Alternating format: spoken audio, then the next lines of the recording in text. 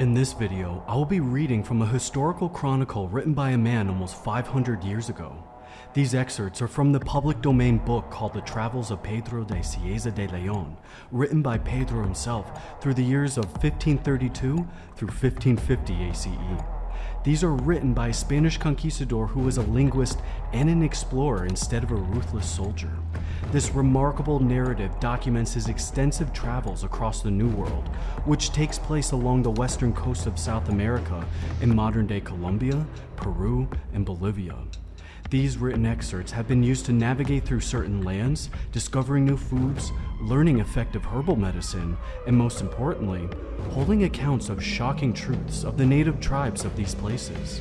It's a glimpse into the encounters between Spanish conquistadors and the indigenous people of South America during the 16th century. Through his detailed observations and first-hand experiences, he unveils a lost history filled with shocking events and cultural complexities. One of the most striking revelations within his accounts is the depiction of native tribes engaging in practices such as cannibalism, a phenomenon that both intrigued and repulsed the Spanish conquistadors. In Cieza de Léon's narrative, these indigenous tribes, often referred to as butchers by the Spanish, emerge as enigmatic figures whose customs and rituals challenge the moral sensibilities of the European colonizers. He sheds light on a lost history fraught with darkness. Here are the dark stories that Pedro has documented. These Indians, though they speak the same language as those of the surrounding tribes, were always engaged in wars with them, so that the number of both nations has greatly diminished, for they eat all of those that are captured, and place their heads before the doors of their houses. They go naked like the others, except that the chiefs sometimes cover themselves with a long mantle of colored cotton. The women are covered with small mantles of the same material. Before passing on, I wish to relate a truly strange and wondrous thing. The second time that we returned through these valleys, when the city of Antioquia was founded near the hills which overhang them, I heard it said that the lords or caciques of the valley of Nore collected all the women that they could find from the land of their enemies, took them home, and used them as if they had been their own. If any children were born, they were reared with much care until they reached the age of 12 or 13, and, being then plump and healthy, these caciques ate them with much appetite, not considering that they were of their own flesh and blood. In this way they had many women solely to bring forth children, which were afterwards to be eaten. And this is the greatest of all the sins that these people commit. I saw myself what occurred between one of these chiefs and the Licentiate Juan de Vadillo, who is now in Spain, and if he is asked respecting what I now write, he will say that it is true. It is that when I and my comrades entered these valleys, a chief named Nabonuku came to us peacefully, and brought with him 3 women. When night came on, 2 of them lay down on a mat, and the other across it to serve as a pillow. The Indian then made his bed on the bodies of these women, and took another pretty woman by the hand.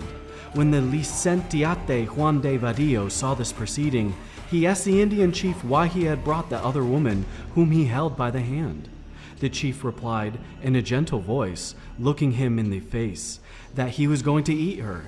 On hearing this, Vadillo was astonished and said, "What? Are you going to eat your own wife?"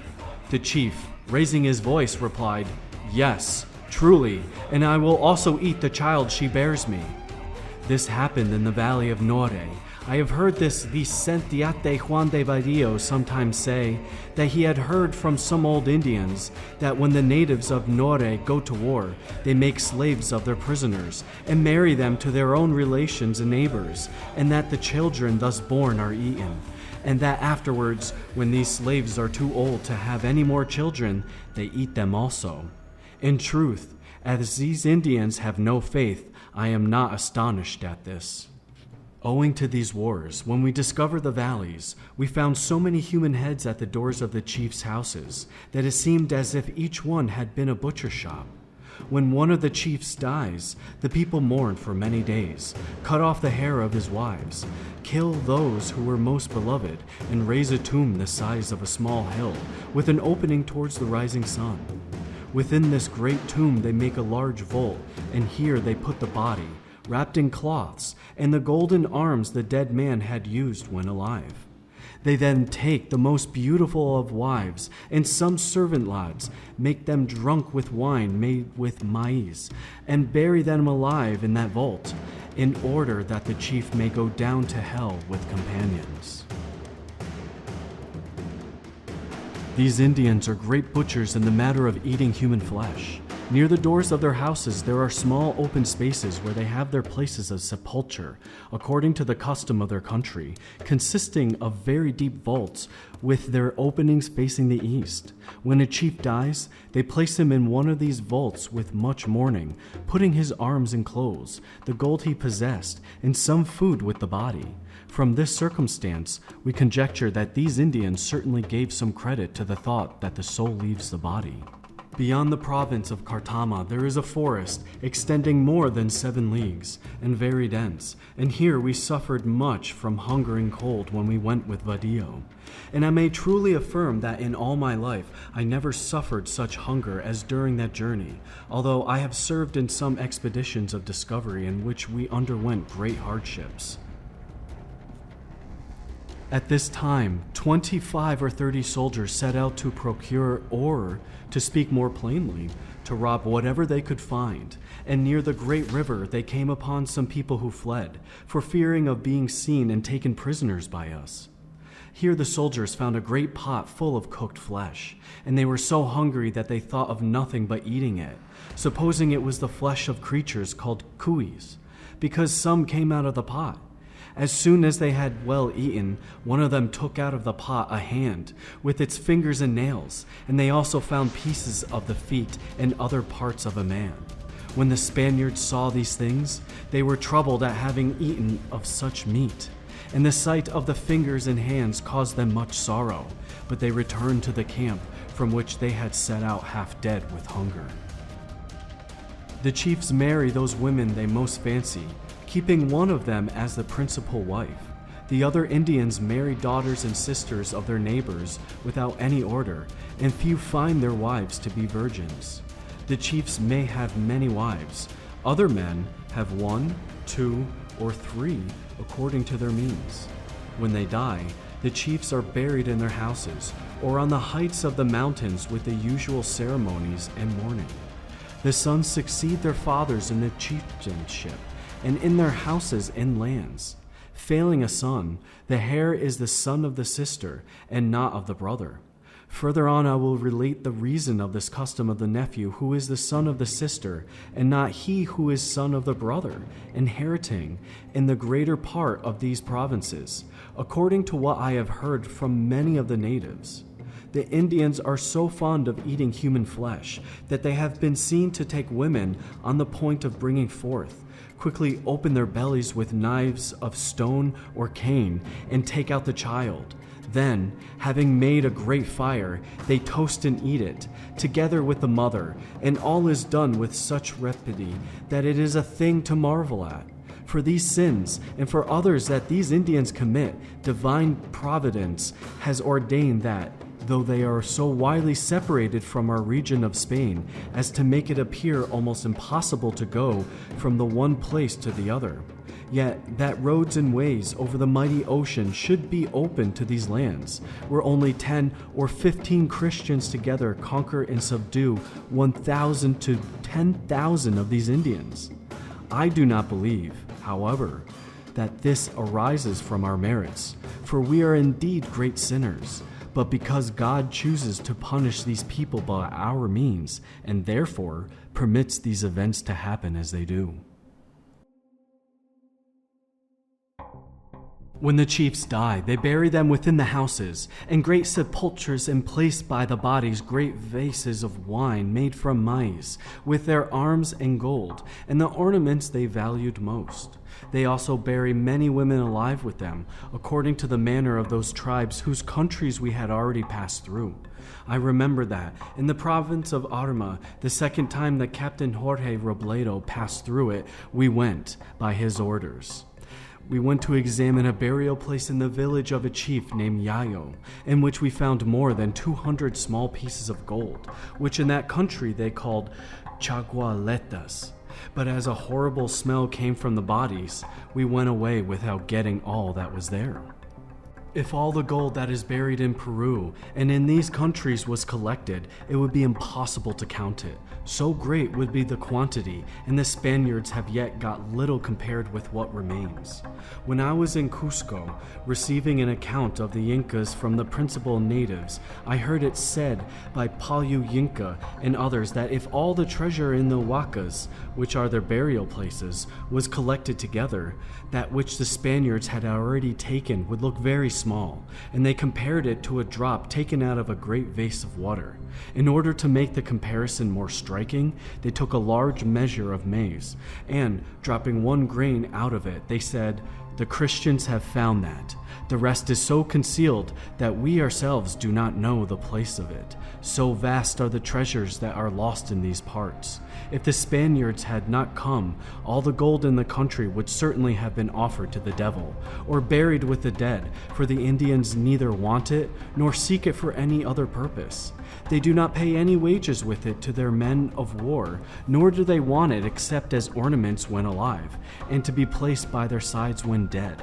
Therefore, it seems to me that we are bound to bring them to a knowledge of our holy Catholic faith, without showing them that our only wish is to fill our pockets."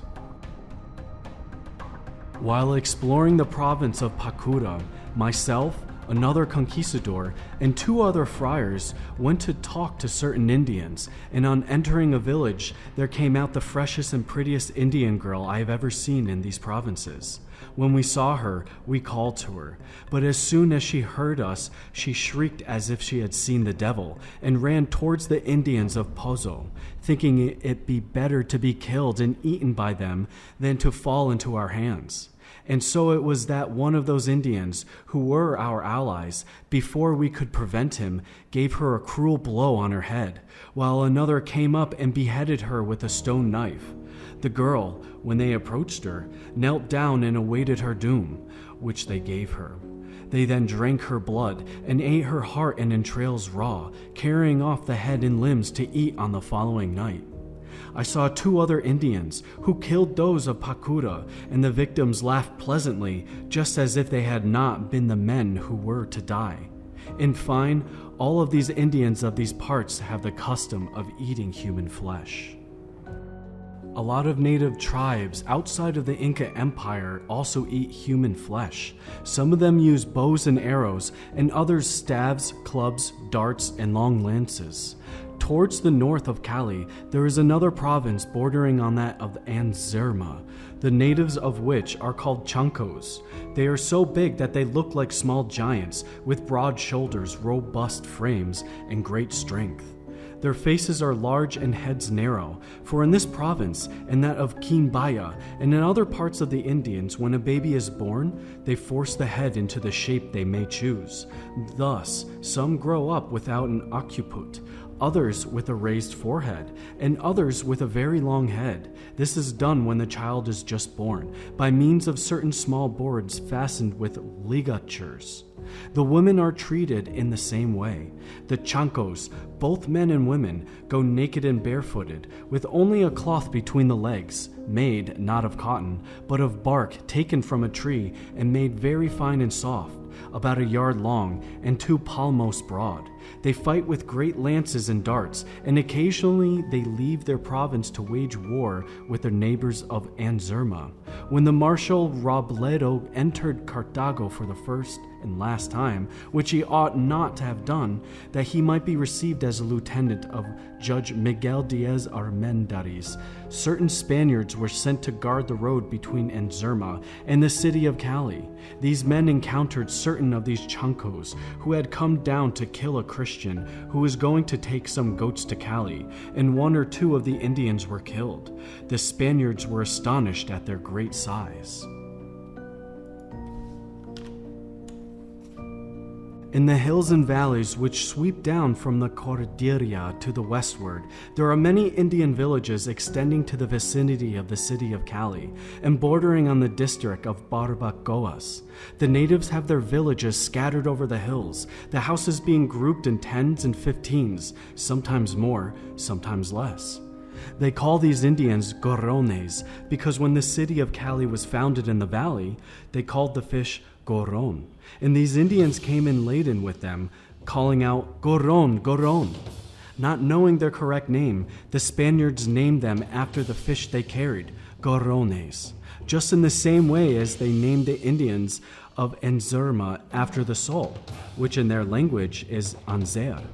The houses of these Indians are large and round and roofed with straw. They have few fruit trees, but plenty of gold of 4 or 5 quilates, though little of the finer sort. Some rivers of fresh water flow near their villages. Near the doors of their houses they keep, from motives of pride, many feet of the Indians whom they have killed, and many hands. They preserve the insides, that they may lose nothing, and hang them up in rows like sausages in great quantities, and the heads and entire quarters are also kept. When we came to these villages with the Licentiate Juan de Vadillo, a negro belonging to Juan de Casperes, seeing these bowels and thinking they were really sausages, would have eaten them if they had not been hard and dry from time and smoke. Outside the houses, they have many heads placed in rows, entire legs, arms, and other parts of bodies in such abundance as to be hardly credible. If I had not myself seen what I write, and did not know that there are now many people in Spain who have also seen it, I would not venture to state that these men are such butchers of other men for the sole purpose of eating them. But we know for certain that these gorrones are great butchers in the matter of eating human flesh. They have no idols, nor did I see any house of worship, but it is publicly known that some of them converse with the devil. Neither priests nor friars have gone amongst them, as they have in Peru and other parts of the Indies, for fear of being killed.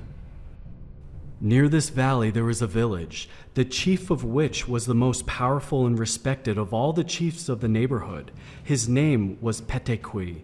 In the center of his village there was a great and lofty wooden house, with a door in the center. The light was admitted by 4 windows in the upper part, and the roof was of straw. As one entered through the door, there was a long board stretching from one end of the house to the other, on which many human bodies were placed in rows, being those of men who had been defeated and taken in war. They were all cut open, and this is done with stone knives, after which they eat the flesh, stuff the skins with ashes, and place them on the board in such sort as to appear like living men. In the hands of some they placed lances, and those of others darts or clubs.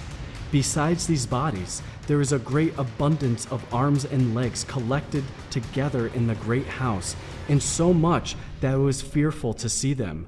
Thus contemplating so sad a spectacle, and reflecting that all had been killed and eaten by their neighbors as if they had been beasts of the field. But these Indians gloried in the sight, saying that their fathers and ancestors taught them to act thus. Not content with natural food, they turned their bellies into the tombs of their neighbors. But now they do not eat human flesh as they used to. The Spirit of heaven has shone upon them. They have come to a knowledge of their blindness, and many of them have become Christians. There is hope that more will turn to our holy faith day by day, with the help and mediation of God, our Redeemer and Lord.